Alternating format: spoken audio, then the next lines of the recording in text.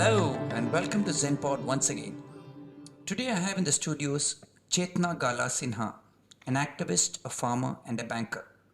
Chetna is the recipient of the Nari Shakti Puraskar, India's highest civilian award for women who work in the area of women's empowerment.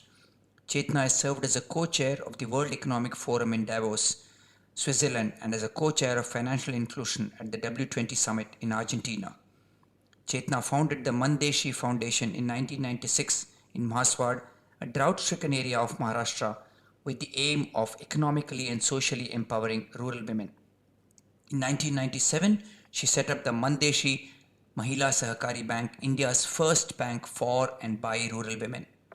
Today, the Mann Deshi Bank has over 100,000 account holders. In 2006, Chetna founded the first business school for rural women, and in 2013, she launched a toll-free helpline and the first chamber of commerce for women micro-entrepreneurs in the country. In 2012, she set up a community empowerment program for farmers that supports water conservation.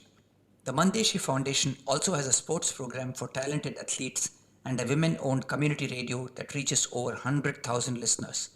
In 2013, the Mann Deshi Foundation was awarded the Best Innovation Award by the National Rural Livelihoods Mission. Mann Deshi today supports more than 600,000 women through business schools, community radio, and a Chamber of Commerce program for rural women micro-entrepreneurs. Chetna has received many accolades for her work: the 2005 Janki Devi Bajaj Award for Rural Entrepreneurship, the 2005 Ashoka Changemakers Award, the 2009 Godfrey Phillips Bravery Award, the Edelgive Social Innovation Honors. In 2013, she won the Schwab Foundation's Social Entrepreneur of the Year Award, and in 2017, the Forbes Social Entrepreneur of the Year Award. She was ranked by Fortune India as one of the country's 50 top businesswomen in 2018. Chetna has been instrumental in driving significant policy changes, and the Reserve Bank of India and National Bank for Agriculture and Rural Development and several other regulatory institutions seek her advice on financial inclusion. She is on several national boards, including the National Advisory Panel for Niti Ayog's Women Entrepreneurship Cell and the Advisory Committee of the Reserve Bank of India's Financial Inclusion Strategy. It gives me great pleasure to welcome Chetna to the studios. Chetna, welcome to ZENPod and thank you very much. Morning friends, welcome to ZENPod once again. We have a very distinguished lady, if I may, in the studios today with me, Miss Chetna Gala Sinha. And like you heard in the introduction, she's done many things that normal people like us would probably take a couple of lifetimes or not even start going down that path. So Chetna ji, welcome, good morning, and please say hello to the listeners. Namaskar, and hi, and nice to meet you all. Thank you so much. Chetna ji, my first question to you as always is your definition of spirituality. So let me tell you, if somebody asks me, right, that what do you think about spirituality? And if I have to give answers in lines, like, for me, spirituality means that for me, it's more that the people who have a very different experience, they come in front of me when somebody asks me to define spirituality. And in that, I would just like to say that when I'm asked that, what is spirituality, then Kerabai, who is a radio jockey, who comes in front of me. And why I'm saying this also that, because her story is very different. Kerabai is a radio jockey of Mann Deshi Radio, and she actually became a regular, featuring the program on Mann Deshi Radio regularly. But when first time she came on radio and she said to our radio manager that I want to feature my program on radio, our manager said that, Kerabai, you do not know to read and write. Wow. How are you going to write your script? And you know what she said? That yes, I do not know to read and write, but I know to sing. Wow. And I narrate my poem by singing, and I narrate my poem by remembering in my brain. So that is how she started making a program at a radio, and she became very popular. And one of the, a late singer's son, Rakesh Anand Bakshi, he actually wrote a book on radio jockeys, and one of the interviewee was Kerabai. And so when she was asked, like, how was your life? And Kirabai said that I got married at the age of 13. Oh my. She was asked that, how did you learn to sing? Yes. And she said, at the age of 13, I got married, and I was continuously feeling hungry. There was not enough food in the house. And so to forget hunger, I started to sing.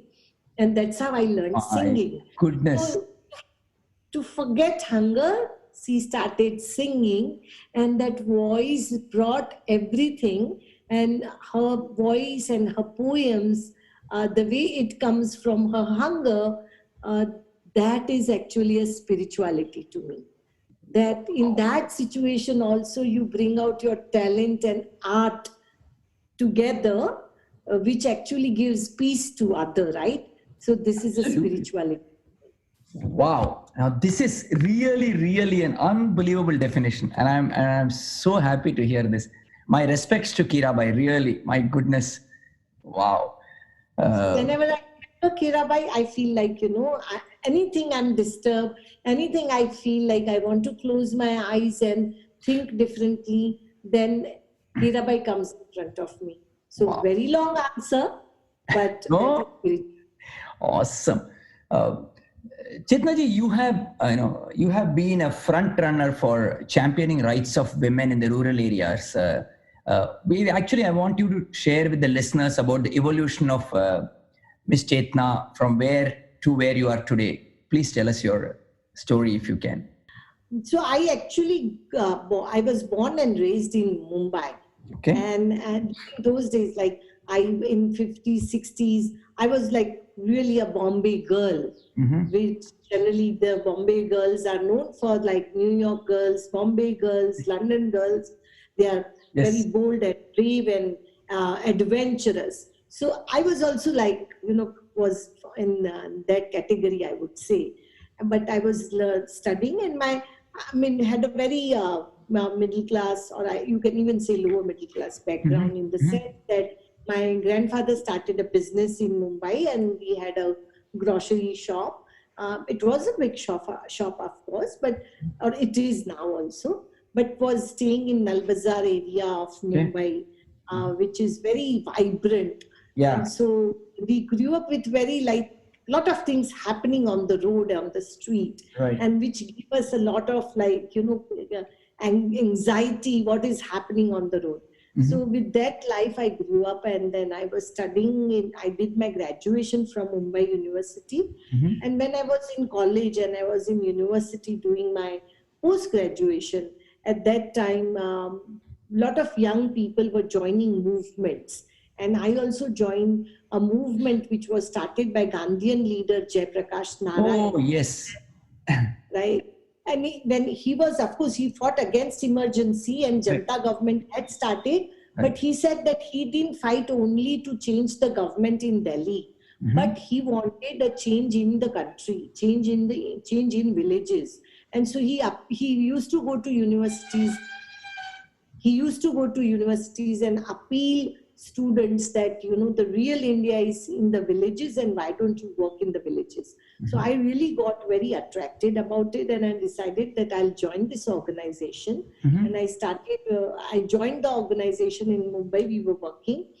And then we were in Sangharsh Vahini, the name of the organization. Okay. So there were many people who were working in the villages also. So every weekend we used to go to the villages to work. And in villages, there were many men who were in the part of the organization. Okay. But they didn't have any women activists to, because in particularly where now I am, it used to be, or it is a drought-prone area of Maharashtra, where majority of men migrate. So the activists in Sangharsh always needed a women activist to talk to women. Okay. So I used to go there regularly, where I met my husband, Vijay Sinha, who was not highly educated, but he could pull the crowd. And he was a sort of a, mass leader there. And I really enjoyed working with him in that area. And the whole struggle was about wages, about water rights and all those things. And majority of them were women. And then I fell in love. So when many of the young people were working in the villages also. And when so in the area now where I'm working in Mhaswad in Mann Taluka, Satara district, where Vijay was working with community and particularly farmers, there was a migration in that area. So actually men migrated for the jobs and women were head of the families. And so he would always say that he need a women activist to talk to women and all that. And so I was very enthusiastic. And I said, I would like to go to the villages, talk to women, organize women, and would like to work. So that's how then I started coming to Mhaswad, which is from Mumbai. At that time, it used to take 7 to 8 hours to come to Mhaswad from Mumbai by road. And I would come for the weekend and work and then go back. I then started teaching economics in Mumbai. But then it was, I did realize that I really want to work in the villages. And so I fell in love with Vijay and also fell in love with the community here. And then I decided that I'll marry him. And we, in 1986, we married. And then from 87, I shifted to Mhaswad in Satara district of Maharashtra in Western Maharashtra. And while working, it was like, while working with women, it was very interesting that the life here was very hard. There was no rains. People were working on construction sites. And when I went there and I saw women taking huge stones on their head or breaking those huge stones. And I questioned myself and I said that, this is the work where the prisoners do in the prison when they get the life imprisonment, right? So that was the thing I said, like, we shouldn't accept that type of work for human beings. And then we decided that, okay, our struggle started for that also. But it was very interesting that always women will come with something. And so many women, and so one of the women came to me, her name is Kantabai. She was selling the weeders, sharpening the weeders on the street. And she was selling that. And she was doing her business on the street. She was staying on the street. So, and she came to me and she said that, I want to do savings and I want to open my account. So I said, Kantabai, you are like, do you have money to save? Because you are doing the business on the street. You are staying, you do not have a house also.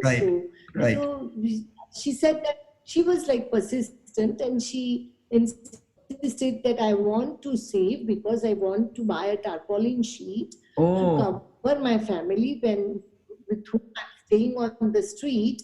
And in summer, the temperature is so high. And in monsoon, if there is little bit of rain, we don't have a place to stay. So then I felt that, she's not asking any money from the government. She's not asking any subsidy or grant.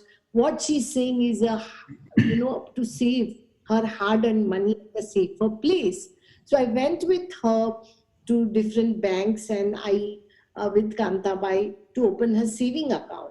And these banks denied opening Kantabai's account because she had a very meager savings, like in Indian currency, very small, not even 10 rupees a day, which is like less than a cent. So then I said that, then Kantabai, when the bank managers denied opening her account, I said, if banks are not opening the account, why don't we start a bank for women like Kantabai? And that's where my movement thing came up. And I said, like, we need to do this. So we decided that we will apply for the banking license. And I went directly to Reserve Bank of India. I had no idea. I just went directly to Mumbai and I said, like, our women want to do this. And I got a response from Reserve Bank, like, are you mad? What are you thinking? And I said, no, I'm not. This is what our women want. But finally, it was very greatness of the officers there also at that time to suggest me, how should we go forward? And so then they said that you can apply. There is a window open for getting the banking license for Women's Bank in Urban Cooperative Bank, and you can apply for that. And so the process started. And there was a lot of, I would say that at that time, a very different mood that we are coming together, we are applying for banking license, and everybody was very excited. And we applied for banking license, and I again went with the proposal to Mumbai, and the license was rejected. My God. I was shocked. And the reason why license was rejected is that promoting members of our bank who had a thumb impression, and the RBI officer said that we cannot issue a license to the bank whose promoting members are non-literate. Then I was very much upset. I came back to the village and I was nervous. I was like, about to cry. And I asked villagers, I told all women that, we couldn't get the license because most of our women are non-literate. Most of our women couldn't read and write, so we couldn't get the license. You know what our women said? They said that we couldn't get the license because we cannot read and write. Why are you crying? We will learn to read and write from today itself, and we'll apply again. Wow. So that gave me a very different courage. And I felt like, okay, we should do that. Though I wasn't sure that we'll get the license. But our literacy classes started from that very day. And the women were so excited. And myself and my colleague Ruxana, we used to go on two-wheeler from village to village and see that the literacy classes are starting. And I was surprised to see how women actually coming after the hard work of the day, they do the cooking in the house and would be ready to sit for the class to learn to read and write. And major thing was calculations. Major thing was like, we are thinking of banks, so we need to know the calculations. Correct. And then after 6 months, we applied again. Wow. At that time, I decided I will not go alone. With me, women will accompany. So 17 women accompanied me to Reserve Bank of India. And I wasn't sure that how we are going to get the response, but I could see the confidence in women. So when we entered the office of the Reserve Bank of India, our women were like well prepared, and they started the dialogue. And they told officer that you rejected the license because we cannot read and write. Right. But they said we cannot read and write, but we can count. Wow. That was a lesson for me. Wow. And they actually emphasized and challenged the officer, saying that tell us to calculate the interest of any principal amount. So nice. If we fail, don't issue the license. So nice. Tell your officers to do it without calculator and see who can calculate faster. My goodness. So with this challenge, our meeting went on for 2 hours. And officers were just interested in knowing more about it, how you are going to the bank and everything.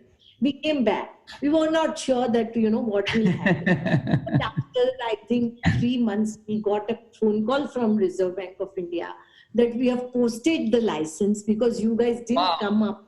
And it was the first bank, Rural Women's Bank, which got the license, that is one, which is managed and operated by rural women. Right. And it was the first bank to get the license by post. So we got the license. So that was, and then the journey was like unstoppable. These women are really unstoppable. They made me start bank, business school, radio, Chamber of Commerce for women. So it's still going on.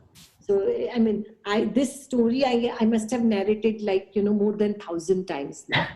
But every time I do, it gives me so much of energy to share with people that, see how these women they not only saw the dream, but they, with their strength and energy, made their dream come true. So today we are banking, and Kantabai, who was our first client, right. She has her own house in her name at present now. Wow. And then there are so many women actually have been saving, taking credit, building house for them, getting investing in their children's education. and building their own businesses and being a businesswoman. So by today, we have impacted around more than 500,000 women Oh, in nice. across 3 states of India: Maharashtra, Gujarat, and Karnataka. Wow. Wow. As you're speaking, Chetna ji, I'm actually sitting and thinking, and then I'm getting goose pimples just listening to the story. It is so inspiring that women actually who live in places like this say, how can you tell us something can't be done? And we will do it. That's really inspiring, and It was inspiring. it is. And I think all they needed was somebody with a torch in front of them, and you showed the way. So it's like the Olympic torch. So you probably ran and said, follow me. So amazing. And you practically answered my next question as well. But your journey from Sangarsh Wahini to Mann Deshi Bank. You said a lot of it that covered about the bank. It's a phenomenal journey. But how did the name come and some interesting... No, even the name was very so. Actually, and also I never thought that I will start a bank, because Sangarsh Wahini was very different culture. It was more about education, struggle, street slogan, all that. And here it was like, finding the solutions, trying to create the institution which is owned by the community and which is led by the community, right? So that is very, and then the name Mann Deshi actually came because the area where I am staying, that the block is Mann, but there is no place as Mann. We have a river, which river's name is Mann, and Desh is right. So, and around this river, the communities because it is a drought area, majority of the communities are nomadics, and these nomadic communities are sheep and goat rearers, weavers. Then there are the people who make the wood, earthen pot things, and all the types of communities. But the single common thread among these community is that they are nomadic, or they wander, and because there is no rain, and so farming is quite less, and so everything is around animals, everything is around weaving, everything is around, and there is a farming, but farming is more around fodder, more for the animal. So that is, the river name is Mann and Desh, and also in this area, Mann Desh area, before there were very famous poets in Marathi, Venkatesh Mahadevan. Yes. And they have written a lot on Mann Deshi people. And so in Marathi literature, Mann Desh people know who read Marathi. Not of younger generation so much, because now young generation, you don't see much reading the regional languages. But my generation, particularly in Maharashtra, though I'm not a Marathi, but in Maharashtra, you would see that they have read the literature. So then we thought that Mann Deshi, and people have a habit of saying that when we talk about drought, we talk about animal ownership. In the regular conversation also, people will smile and say that we are Mann Deshi people. We don't have a very soft and smooth life. So that's how that word is also used culturally. Yeah. Which is known, like Mann Deshi people are known as a harsh life. They are tough, and they can face the hard life. Yeah. Wow. Girl from Bombay, and I'm a Bombayite, so I'm a Bombayite by heart and soul. So I know what you mean. A girl from Bombay, living in town, buzzing business locality, business family practically, moving to a place in Satara, right? It's not even a tier 2, it's probably a tier 3 or a very small place. Moving to Satara, where the weather is not very kind on you, and obviously you didn't know all of this. But what was it, Chetna ji, that, in a normal life that happened and you said, I'm changing my route? What was your tipping point really that said, enough of what I'm doing, I'm not going to do something very different? Do you remember that? Yeah. Actually, yes. That is when I was studying in Mumbai and doing my post-graduation. And when I had joined this student movement, but when I was coming regularly in the village for for weekends or in meetings, when I was talking to one lady in the village, and it was all about this whole that there is such a drought, there is no water here, no rains, and I was just, and that lady was asking me that why do you come here and do meetings and all, and I told her that because it's very important that communities here should get the rights and all.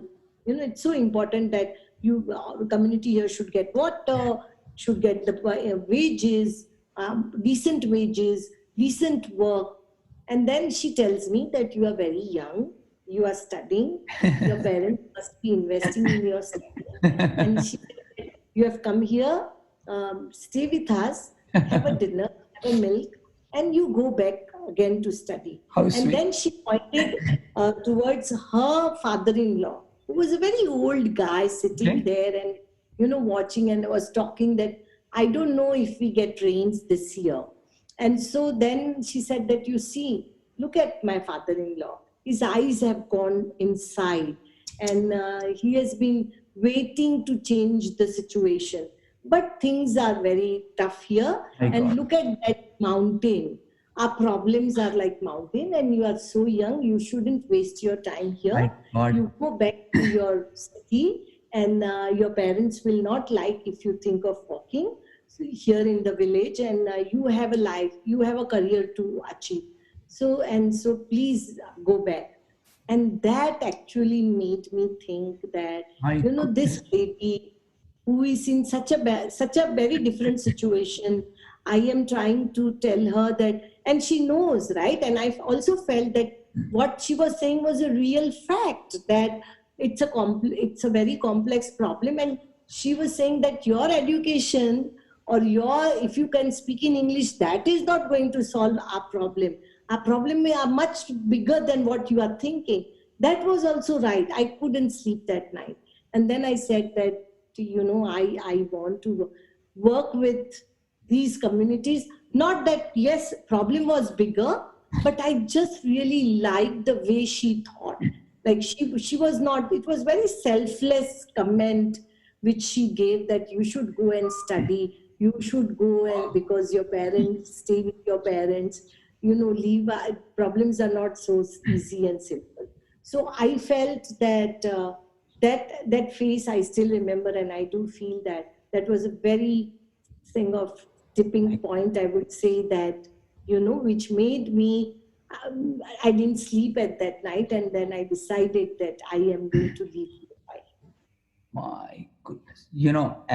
As you speak, I actually have tears in my eyes, because this is really moving, right? Somebody who's in such harsh conditions themselves actually tells you to go and lead a better life. And that's very selfless. Because we are also selfish. I mean, not you, but we are also selfish by nature, that, we look after our own things and our own stuff. And it's amazing. 3 decades since that advice, 3 decades, 30 plus years, you've been, like going on from rocks to harsh weather, to staying 6, 7, 8 hours away from the best city probably, and I keep saying it, in India. And obviously there must have been a lot of challenges, there must have been a lot of issues, personally, professionally, trying to get things done. What was the voice inside your head telling you while you were doing all this, Chetna? So the one thing is that, when I'm saying that this village, this area was drought prone and all that, but at the same time, it's a Western Maharashtra.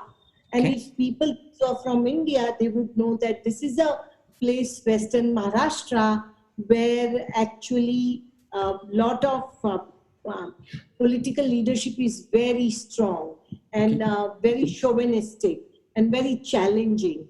And in that, actually, if you are deciding to work and set up an institution, and then so those challenges, so there are like different challenges, but when you are working with women and then you are building that constituency, right? It's not building the constituency for any political reason. Right. Building a constituency for change. Correct. And when you're doing that, and when you're organizing people coming together, they would, so people were just very, I felt that people, particularly those who were in the leadership, they were not sure that what are my motives are.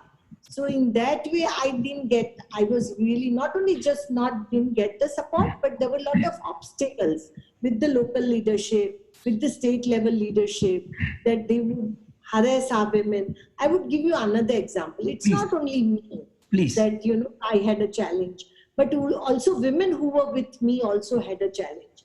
And so when we were setting up the bank, what was happening was that women could not come to the bank. And so we would have a doorstep savings and all that. So one of our women was moving around and providing the saving facility. Okay. And she would bring the savings to the bank, and she would also get a commission of 1% or 2%. So on one side, she would build the collective of women, but on the other side, she would also find earning for herself also. And she was doing regularly. And she was also had a different business of tailoring, which also brings the women to her house. So once, and everybody knew in the village that she would, by the end of the day, she would have a money in her pocket. So one day, the local sarpanch, the head of village council leader, came to her and said that, can I borrow money from you? And she knew that when he says, can I borrow money? She's not going to get back her money. She knew that. But then she wasn't sure how should I reply to this person, because he's powerful. If she says no, he can make her life difficult. And she was a single woman. I mean, she was left by her husband, and her husband had married again.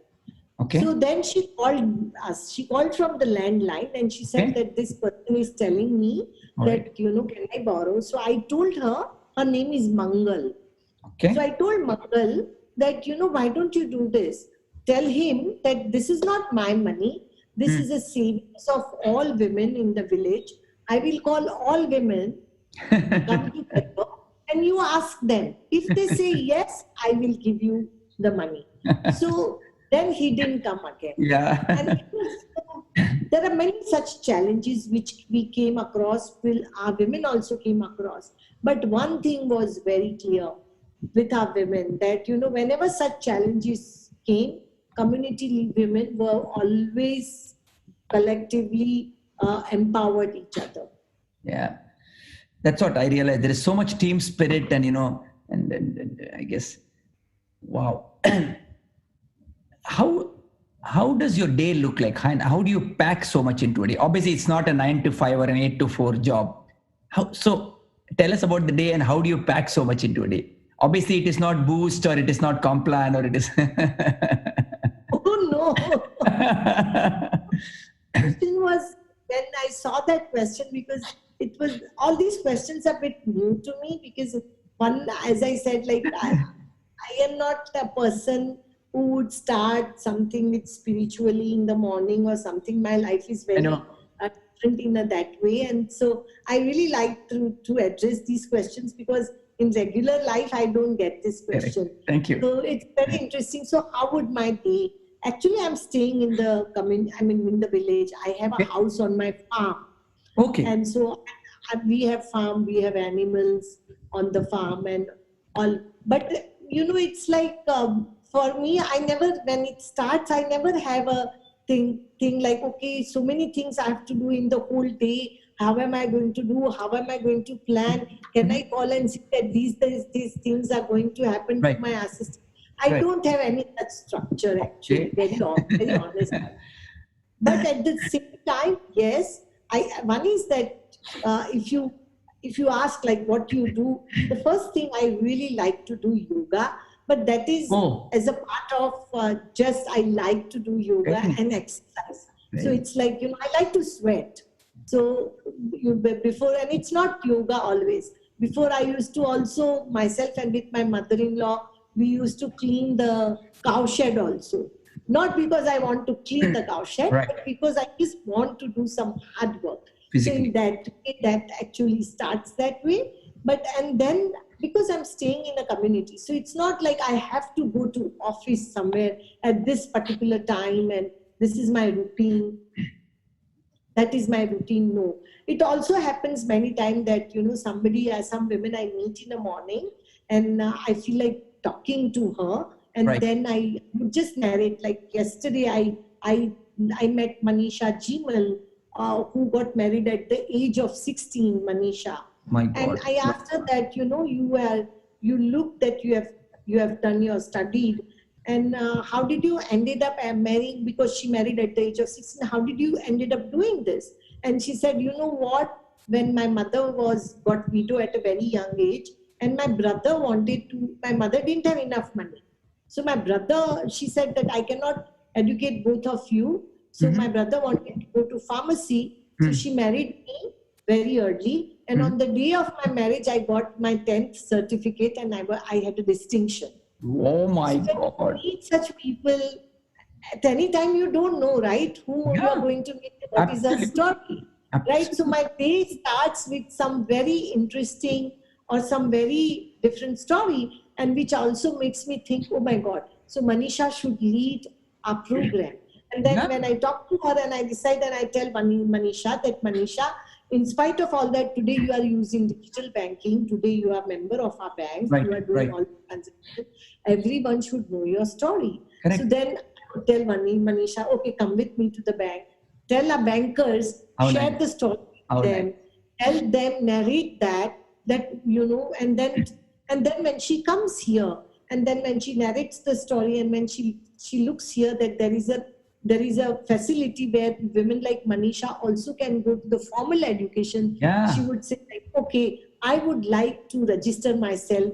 I couldn't study further, but now I can do it. And at the age of 36, she says that I will like to finish my graduation, and she registers for that.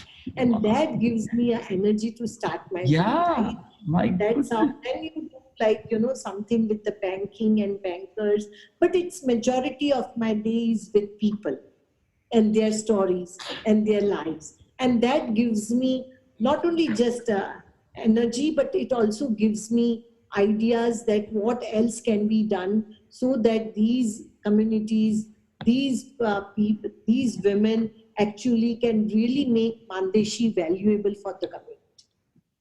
So, and it's quite busy then. And Brilliant. evenings I always have a walks, and Okay. with walking also I like to.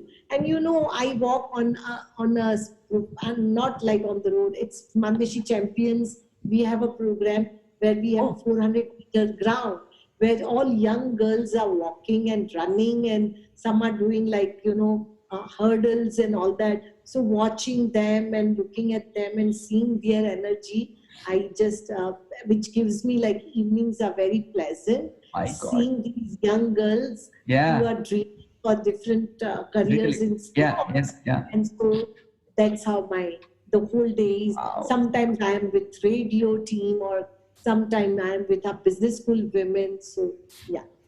Wow. Wow. Women in rural, this is a lone battle you've been waging, but women in rural, are you actually, Chetna ji, since you started this journey, seeing an uplift in the encouragement and the support from the industry and the government? Have things changed? And So that is where, I generally do not have a temperament of getting like furious here, why things are not happening. right. Because I've learned so much from these women, and I've got like very mature, coming from the movement background. Right. But can you imagine that even now, there are so many government programs which are declared for women who are in business, or financial inclusion, or all those great programs of Mudra and these Janadhan and all these subsidies. Right. If you see, even not even 1%, only 1% of women have been able to exercise that. Right. So instead of saying anything, I feel that numbers themselves shows that how much help or support they are getting. And as far as sector is concerned, private sector is concerned, or I would just say that it's now we are in pandemic, right? And actually so many millions have come back to their villages. Yeah. And you'll be surprised that if we talk about the sector, then today our women are selling vegetables on the digital platform. Beautiful. And they don't have a competitor. I mean, because sector never thinks of going into villages, right? Correct. They think that every business is in Mumbai, Delhi, Bangalore, and all those metro cities which are having skyscrapers. So they hardly even think of the people, those who are lives and souls who are in the villages. So in that way, you don't see. But in spite of that neglection which has been given by the government and the corporate sector, you see that one would see that still communities are not frustrated. They have passion, they have innovation, and so they have these. And I am just amazed how our women actually been able to, in spite of not having an higher education and all that, every day they are doing digital transactions. Not only just financial digital transaction with Mann Deshi mobile banking, but also marketing digitally, marketing their produce digitally. So I would just say that, let me share with you a story of Anjana Bhise. Please. She's a broom seller and she makes brooms and sell it. And she sits on the street and does that business. But in the pandemic, because of the lockdown, all those things were stopped and she was not allowed to do that. And then she thought, what should I do now? And then she decided that a lot of people from Mumbai have come back to the villages. And Bombay people have a habit of snacking in evening. Correct. So she, at evening time, she started selling vada pav and bhel. Oh, lovely. And it's a big thing, right? Like, Yes. So and then so she, and actually how would she get orders? So what she did was that in the villages where the Mumbaikars, Bombayites have come, she created the WhatsApp group of those villages. Wow. And she said, selling these vada pav and bhel, you can order me. And then she started, and her son was giving the doorstep delivery of the product. Oh. She showed her photos that with all hygiene, she's following all the hygiene, and then requested everybody that pay me digitally, because she was also creating digital source of money so that I can pay my suppliers digitally and get a cheaper rate of the raw material, and so that have a better margins. And Anjana Bhise, when I'm narrating, nobody would think that she's actually, she's born in a Dalit community, and she's breaking century-old caste barriers, and by selling this and using the digital transactions and digital platform. So this is how actually, that when you are in a rural area, even if the government or the sector is not supporting, but people are just not waiting for them and, relying on them, but going ahead. Beautiful. This is so progressive even in their thinking, right? Whereas we living in metros don't want to change, don't want to embrace new technology. We resist any small thing that comes our way. This is amazing. I'm just thinking that I should actually, and I'm sure you've already done it, after the show, write a mail to our Prime Minister and tell him, listen, look at the women of our country, and this is such an inspiring thing. I want to talk about your avatar, and I don't know which order, but a farmer, an activist, and a banker. Any other avatar we are yet to see, Chetna ji? So it's very like, very, this is a question which keeps me little bit of, how do I answer this, right? Right. So in that way, I would say, like, when I became a farmer, I had no idea that I would be doing farming, because staying in Bombay grew up. When I got into activism, I didn't have a family history of activism, but so now was in that platform. Right. But I just got it. I met Jayaprakash Narayan and got into it. Banker, I never decided, I never thought that I'll be starting a banker, right, in that way. So it's I'm just waiting that my avatars are led by people, right? Led by women. Right. So I hope some of the women will come, and they have come. Some of the women have started. I mean, these when I go to the radio, I see some of our women who are such a good narrator of lives, and they sing and they narrate their experiences. And sometimes I feel like these nomadic women, they are so good at moving to people, going around and talking to them. So I do think that my next, and partly I have started also, that this next avatar would be to see that create these small enterprise owned by women at every level, in every small town, every household, where these women. So it would be more like championing the small enterprise owned by women through chambers of commerce. So I see myself there, and the whole thing is that actually, our women always say that our courage is the capital. Yes. So I would say that my next avatar will define the capital very differently than the corporate world has done. Wow. Awesome. And we hope the avatar happens sooner, because desperately it's like go back into mythology. Like one of our gods said he will come back whenever the world needs him, and maybe Chetna ji needs to take the avatar for a lot of women out there. Seriously, no, really. I'm sorry we have to take a break right now, but don't go away. Stay tuned as we continue our conversation next week with Chetna, where she talks about her mantra of anything is possible. How does she maintain inner peace with so much happening around her? Chetna's Yale Fellowship experience, her hobbies, her legacy, and finally, Chetna's message to all the women entrepreneurs out there who want to make a difference and impact the community. Please join me on the other side where we talk to Chetna about all of this. Thank you very much.